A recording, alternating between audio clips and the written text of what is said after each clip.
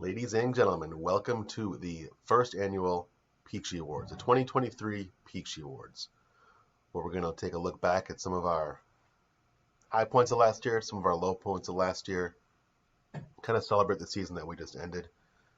Congratulations to our new champion. Great year, great run.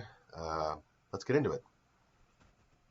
Before we go over our awards, we're going to go over what our categories are, and we have Best Waiver Pickup, Biggest Bust, What If, Best Late Round Pick, Best Keeper, Worst Keeper, Best Potential Keeper, Biggest Upset, and Fantasy MVP.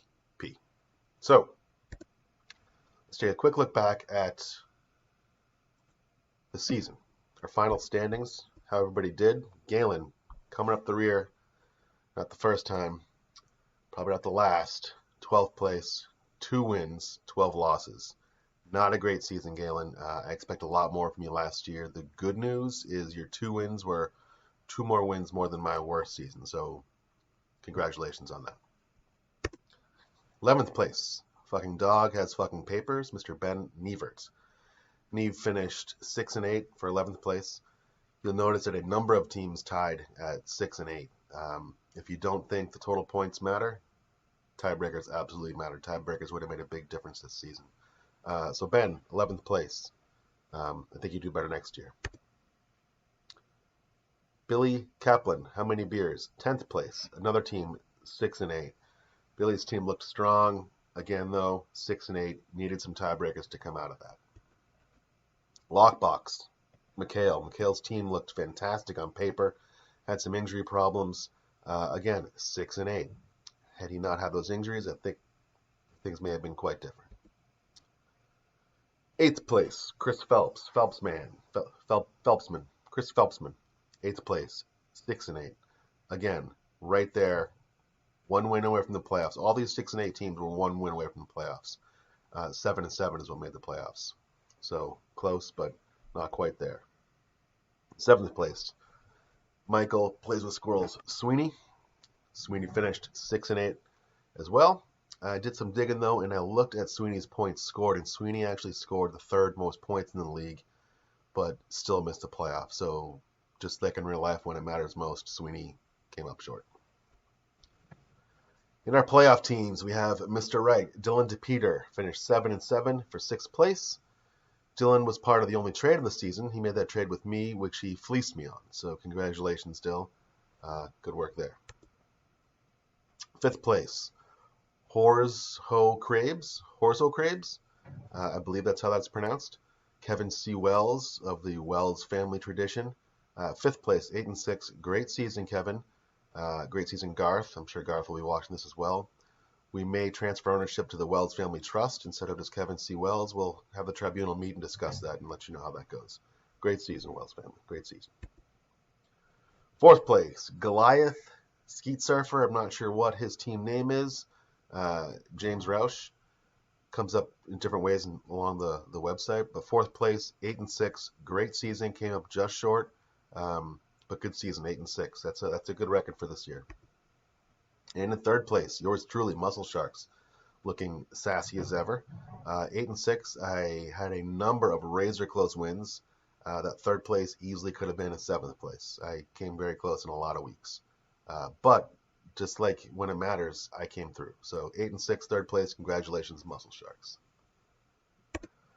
And now we have our defending champion, Uncle Rico, Billy Peterson, whose 2nd place team put up a record of 11 and 3. Fantastic record. Only 3 losses is incredible.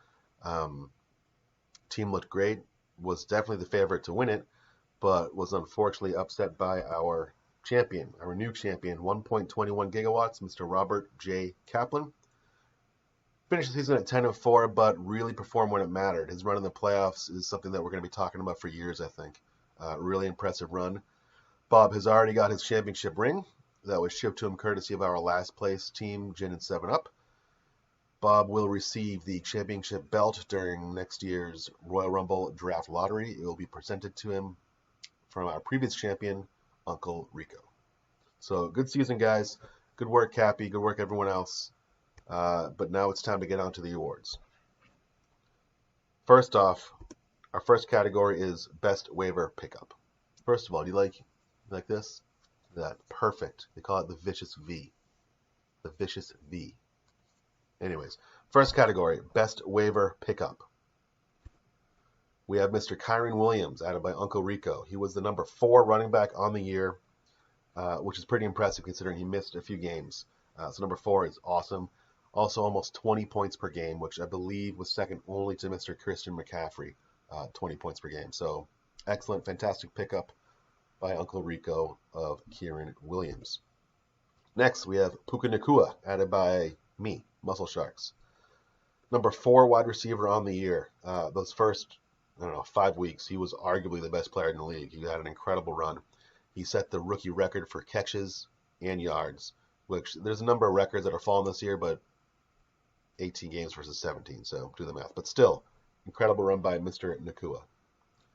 And also by me, CJ Stroud. Set the single game passing record for a rookie, and number 2 all time for yards, which I think number 1 was Andrew Luck, I think. Anyways, great pickups by me and Billy. Don't worry, they're not all going to be me. Peachy goes to, drumroll please, Mr. Kyren Williams by way of Uncle Rico. Congratulations to Uncle Rico and Kyren Williams. You guys deserve each other. Good work. All right, next category is biggest bust. Now, we're not really factoring in injuries here. This is players who just did not perform to their expectations. Maybe they were a little banged up, but they weren't a bust because they missed a bunch of time. I'll put it that way. So, biggest bust. We have a number of nominees. Every one of them should be ashamed of themselves. We have Mr. Patrick Mahomes, drafted 6th overall by Plays with Squirrels. Mahomes finished QB number 8. If you're going to draft a quarterback in the first round, he better finish number 1 and number 2 at the position. Mahomes also had 10 weeks where he did not finish as a top 10 quarterback. He didn't do horrible. He didn't really cost Sweeney any weeks, but he didn't win Sweeney any weeks.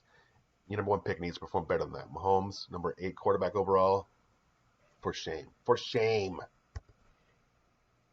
T. Higgins, drafted in the 3rd round by how many beers? Mr. Higgins finished wide receiver 48 and scored fewer than 5 points in half of his games. Just terrible. T. Higgins is a better wide receiver than that. He's going to fall on draft boards next year, and I think somebody's probably going to get a steal. But this year, terrible. So Travis Kelce, drafted 3rd overall by fucking dog as fucking papers. Kelce did average 11.5 points a game, which is good for a tight end, but not good by Kelce standards. Age, injuries are catching up with Kelce. He finished as a tight end number 3. If you're going to draft a tight end 3rd overall, he better perform. Now, we're not sure if the injuries were due to the dry hand jobs he was most likely receiving from Taylor Swift, but it's not unlikely, so more to come on that. Austin Eckler, one of my favorite players in the league, drafted 4th overall by how many beers? 8 weeks in single digits. 97 players scored more points than Mr. Eckler. 97 players for a 4th overall pick. Absolutely terrible. Absolutely terrible. Miles Sanders, drafted in the 4th round, finished running back 54, did not average 5 points per game. Completely unusable, unstartable. You got to hang on to him for a while, but at some point you got to drop him. That was terrible, terrible performance, Miles. Get back to Philly. Steph Diggs, drafted 10th overall by Phelps. Now this is kind of an interesting one. He did finish wide receiver 10, which isn't horrible. Not great for a 1st round pick, but it's not horrible. The problem was he got all his points in the first half of the season. He was terrible the second half of the season. Single digits in every week except for 1 in the final 7 weeks. You're not making the playoffs like that. Diggs failed you, Chris. He failed you. I loved your Josh Allen Diggs stack. Brilliant drafting. Unfortunately, Diggs did not hold up in his end of the bargain. Could have been doing a couple things. They exchanged offensive coordinators and really started using Dalton Kincaid and James Cook. Once those 2 took over, Diggs was almost invisible. So, Phelps, you should probably have a conversation with that offensive coordinator. And the Peachy goes to Mr. Austin Eckler. How terrible you were, Austin. Terrible. I think Austin was the number 1 running back the past 2 years. It was terrible this year. The thing with Austin is you couldn't bench him. You couldn't drop him. You had to play him every week. So every week you were getting 5 points, 6 points out of him. Just terrible. Absolutely terrible. And I think that was probably his last game played as a Charger. All right, what if? This is kind of the injury award, where we wonder what would happen if these players did not get hurt, how different these fantasy teams would have looked. So, our first one is Mr. Mike Williams, drafted by Mr. Wright. He only played 3 games before he tore his ACL. Mike Williams is interesting. He's one of the better wide receivers in the league, but he plays with such reckless abandon, he's never going to stay healthy. It's just never going to happen. Anthony Richardson looked absolutely electric for Horse Ho Crabes. He only played 3 games before he sprained his AC joint. Anthony Richardson is also a potential keeper, so we may see him come up in a later award. Mr. Nicholas J. Chubb, drafted by Galen in the first round, played 3/4 of a game, I think, before. Was it the first game he got hurt or the beginning of the second game? I'm not sure. Either way, he decimated his MCL, ACL. You can see the injury in that picture there. It was absolutely gruesome, and it really set the tone for Galen's season. Justin Jefferson. He wasn't out the whole season, but he did miss 8 games. Jefferson was the #1 pick in the draft. Lockbox had a pretty stacked team on paper. If Jefferson doesn't miss those 8 games, I think Lockbox is in the playoff picture, most likely in the quarterfinals at worst. So Jefferson really hurt Lockbox there. And Mr. Aaron Rodgers, drafted by Galen, he ruptured his Achilles tendon after 4 snaps. Besides Galen, I think most of us were probably pretty happy with this.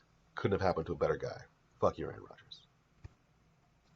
And Mark Andrews, drafted by Goliath. Andrews actually played well.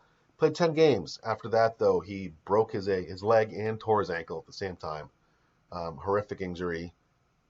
Kind of sent Goliath down a dark tailspin there. His team would not recover. And J.K. Dobbins, who could probably be on this report every year, drafted by Lockbox, played half a game and tore his Achilles, which I think he does every year now at this point. The few games he does play, he looks absolutely fantastic, but he's not able to stay on the field. And the Peachy goes to Justin Jefferson. Like I said, had Jefferson stayed healthy, I think Lockbox's team would have been completely different. I think he may have made the finals, at least the quarterfinals. #1 pick going down, it's got to hurt you. And you got to wonder, too, if he picked Jefferson over McCaffrey because he's worried about McCaffrey's injury woes, which is kind of ironic. But that's neither here nor there. All right, next category, best late round pick. There weren't a ton of them. The best picks were kind of in the early to middle rounds, I would say, but there were a handful of good late round picks. The first one by myself. In the 9th round, he finished running back #2. I picked him up in the draft because I thought he would start a couple games. Didn't expect him to lead the league in touchdowns with 18.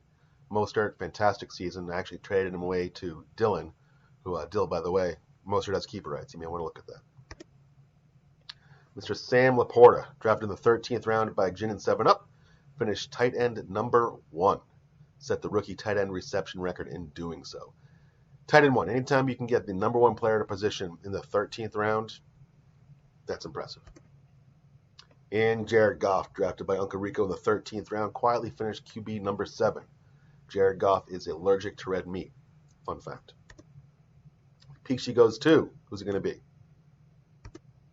Mr. Sam Laporta. Like I said, anytime you can get the #1 position player at their position in the 13th round, got to give it to him. Sam Laporta. Good work, Galen. All right, best keeper. Whose keeper performed the best versus where they were kept in the draft? That matters. Jamar Chase, kept in the 4th round by 1.21 gigawatts. Chase finished wide receiver 12, which isn't fantastic, but Chase probably would have made a top 5 pick, so getting him in the 4th round is fantastic. Also, he had those spike weeks, those customary Jamar Chase 30-point weeks. He had 4 of them maybe, and I think it's probably safe to bet that those weeks got Cappy a couple extra wins, which got him a bye in the 1st round, which allowed him to reach the finals, ultimately the championship. So Jamar Chase kept in the 4th round by 1.21 gigawatts. Next up, Sun God himself, Amon-Ra St. Brown. He was kept in the 4th round by Lockbox. Finished wide receiver 3. Pretty impressive. Had there not been 2 other incredible wide receiver seasons, Amon-Ra may have been the #1 wide receiver on the season.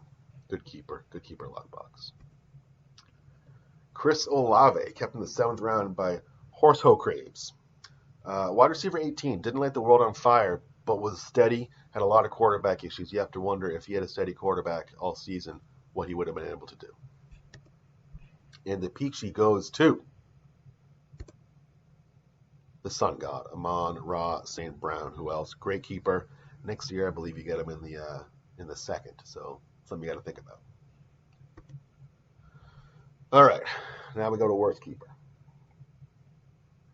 Sorry, I still got a touch of the COVID. Worst keeper. Cam Akers, kept in the 10th round by me. Cam was absolutely horrible. Finished as running back 67. Didn't start for the Rams like he was supposed to. Got traded to Minnesota. Thought he'd start there. Got hurt there. I dropped him. I can't keep him next year, thank God. It would have been my 3rd year keeping this bum. Can't do it. Bye-bye, Cam. Peace out. Ramondre, kept in the 7th round by fucking dog his fucking papers. Finished running back 37. The expectations were high for Ramondre. I think we were looking at maybe a top 7 running back on the season. We were hoping, maybe more. And he absolutely did not come through. And then he got hurt. So Ramondre, no good for you. And Tony Pollard, kept in round 6 by Uncle Rico. Finished running back 16, which isn't awful, but much like Ramondre, I think that we all had high expectations of Pollard. Pollard didn't do anything. He played most of the games. That's why he's running back 16. Otherwise, he wouldn't have finished that high. He didn't win Billy any weeks. He didn't necessarily cost Billy any weeks, but he didn't do anything. I think he's a free agent too, so Billy's going to need to consider keeping him next year again. So that'll be a choice to make. And maybe, by the way, Dallas was right all along. Remember, we were all hoping that Dallas would play Pollard over Zeke. Zeke was done. Maybe they knew something we didn't. And the Peachy goes to Mr. Cam Akers by way of me. Fuck you, Cam. Fuck you. Best potential keeper. This is for the new keepers. Remember, you can keep somebody you drafted after the 7th round, and you kept them all season. You couldn't have dropped them. So we're looking at Devon Achane. I'm not sure how to pronounce his last name. Drafted by Lockbox in the 11th. He would be Lockbox's 9th round pick next year. Lockbox has a decision to make. He's got some other keepers. Fastest running back in the league this year. I think 4th fastest player in the league behind Ty Freak and maybe DK Metcalf, something like that. Anyways, one of the fastest guys in the league. Could be an absolute barn burner for a Lockbox next year if he decides to keep him. Anthony Richardson, drafted by Horsehoe Craves, 10th round. 8th round keeper next year. In his first 3 starts, he averaged 24 points per game, which that might be some sort of rookie record. I'm not sure. Either way, it's pretty incredible. It'll probably put him in some rare air. He did blow out his ACL or something. I'm not sure what he hurt. But if he can come back full strength next year, Horsehoe Craves has a potential gold mine as a quarterback in the late round. Mr. Sam Laporta, drafted in the 13th by Galen. We talked about him earlier. He will be Galen's 11th round keeper next year, and his girlfriend is not bad looking at all. And Mr. Brock Purdy, drafted in the 15th by Goliath / Skeet Surfer. He will be the 13th ranked quarterback next year. He finished quarterback number 6.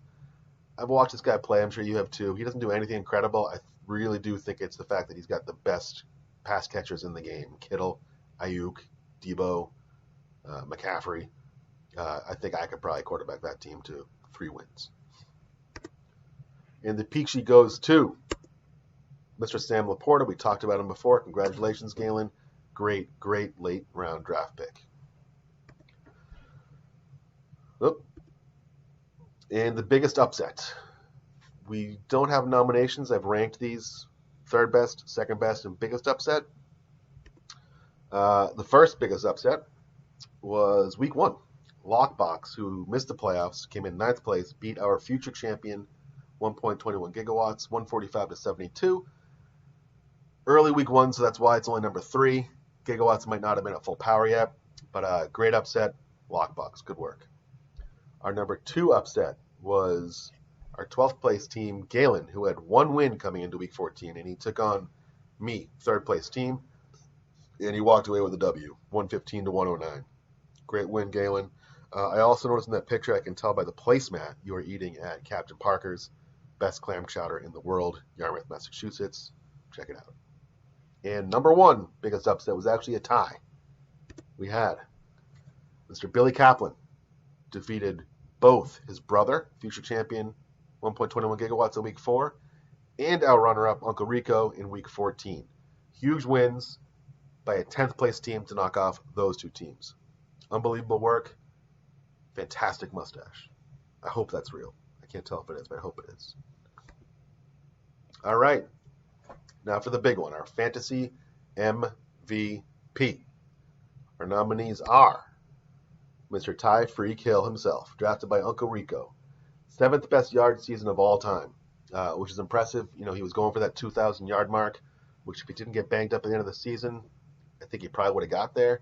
Waddle was hurt. He wasn't playing much. Mostert was out, so there was more opportunity than there had been all season. Unfortunately, he got banged up at the wrong time. Still, wide receiver 2 put up some absolute monster weeks that gave Uncle Rico a win. Fantastic season by Ty Freak. Good work. Like I said, wide receiver 2, only to be outdone by CD Lamb, who finished as wide receiver 1, which I don't think anybody guessed, except for maybe Uncle Rico, who drafted him in the second round, I believe. First player with 10 catches and 150 yards in 3 straight games, beat all of Michael Irvin's Dallas records, which is fantastic. And look at that hair and that smile. Come on, what a player. Josh Allen, drafted by Phelpsman. 11 games with a passing touchdown and a running touchdown. Never been done before. That's a record. I think Jalen Hurts has had 9 maybe.